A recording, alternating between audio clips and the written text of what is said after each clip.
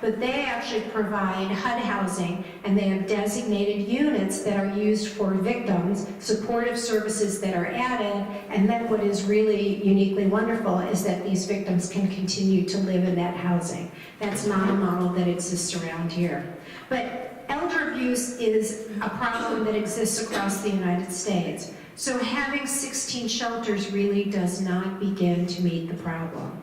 When I talk to people, and I've talked to people in various locations around the state, you know, there are a couple of things that I think stand out. One is that I think that any of us have the ability to shelter a victim of elder abuse. This is not rocket science. This is simple compassion and taking in someone and providing the services that we already provide to someone who is in not just need, because we serve need all the time, but is in desperate need, is potentially in fear of their life. The core of shelter is a bed, right? The core of shelter is a bed. And if we can find a bed, we can take care of a victim. All of the shelters in this country, the 16 that exist, are part of an organization called the Spring Alliance.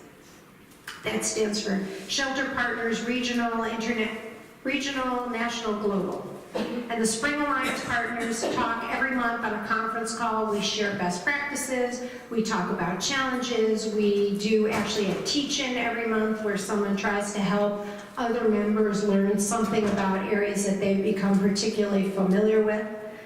Excuse me. And we have an annual symposium, which Annette is actually going to attend in April of this year. We are all committed to this work, and if anyone is interested in opening a shelter, we provide to you at no charge all of the information you need. The policies, the materials, it's all there for you. It's all available electronically. It's really just making that commitment to be able to provide shelter and reach out to people in that way. It is really an important program for us. We think it's an important program, thank you. We think it's an important program nationally. Thank you. One of the other things that strikes me is that when I talk to people around the state, they say, what if we're in southern New Jersey and we have a victim? Will you take that victim? And you know, my attitude is, we will take a victim from anywhere. We will take a victim from across state lines. We will take a victim from anywhere they need to come to us, because we want to make sure that if someone is in that sort of desperate need, we're available to meet it. So how do you make a referral to shelter, and how do you know when someone is in a situation where they need to be referred? There's information I know outside, there's bookmarks, and there's a number that you call. The way that we have chosen to do it here at the Jewish Home Family is we don't have one designated person that's responsible for the Senior Haven program. We have a team, and we work very much as a team, so that's reflective really of our corporate policy. And when the call comes in, and that is often the person that would get that call, we pull whoever is available on our team together to determine whether this is an appropriate candidate for shelter. So what's not an appropriate candidate? First of all, I've told you that we take people who are 65 and older. Second of all, sometimes people are not really in an abusive situation. Sometimes they're looking for a way into the nursing home. Sometimes they're people who have their own, unfortunately, psychological problems that make them think they're in an abusive situation. Sometimes they're people who have other issues that we are afraid we can't handle. So some of those things would be people who are self-neglectors and people who are hoarders. Those are situations that we try to screen out, and all of the shelters follow this protocol because they're almost impossible for us to come up with a good resolution to. But if someone is in a situation where they're frightened or you feel that something isn't right, it's your opportunity to make a call, to see it and say it. Now, what do? Well, I told you that Adult Protective Services is a key partner, but APS is overworked and underfunded and understaffed everywhere. So if you call APS and you don't get what you need, then call us and we'll call APS, because we've been working very hard on partnerships with APS, and we will make that connection for you. If you are in a situation where you see someone and you think, this is really an urgent or an emergent situation, what do? Call the police. Call the police.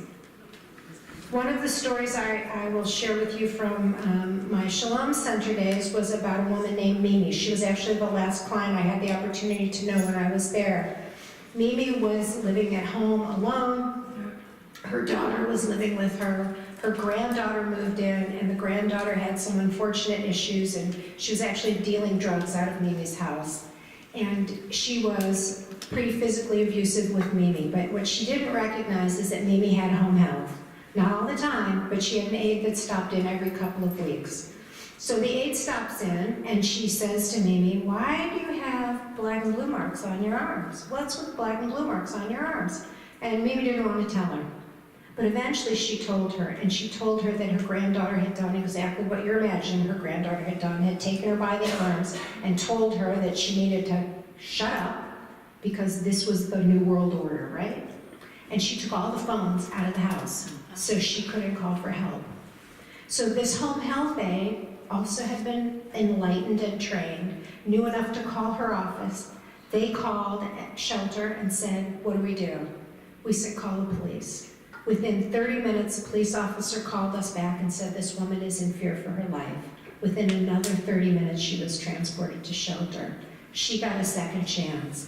A lot of these victims don't get a second chance. And it's really incumbent on all of us to make sure that people have that opportunity. Sometimes all it takes is a little bit of intervention to break up the pattern of what's happening. Sometimes it takes more than that.